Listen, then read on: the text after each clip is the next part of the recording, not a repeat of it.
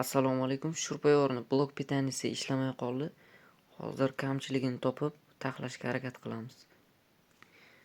Sveti ham yonmayapti, keyin pitaniya ham yo'q. Krishkasini yechib oldik. Hozircha bunday qaragandan bironta komponent ishdan chiqqani ko'rinmayapti, lekin plataga suv tekkan. Platani ochib oldik. Aytganimizdek suv o'tgan, lekin kuygan ishdan chiqqan komponentlarni topmadik. Mana bu yog'i esa slabi bo'lib qolgan. Qaytib usilt qilib payka qilamiz. Mana.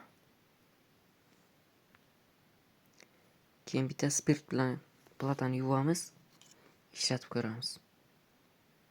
Mana kontaktlarni usilt qilib oldik. Bitta spirt bilan yuvdik, endi terib ko'ramiz. Kabelni kley bilan usilt qildik. Keyin korpusning atrofiga mayin sloy prozrachniy germetika surtdik.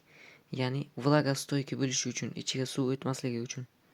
Tak, blok pitaniyamizni yig'ib oldik. Endi bitta test qilib ko'ramiz, ishlatib ko'ramiz. Mana qizil indikator yonni zaryadga topdi. Agar pitaniyani uzsak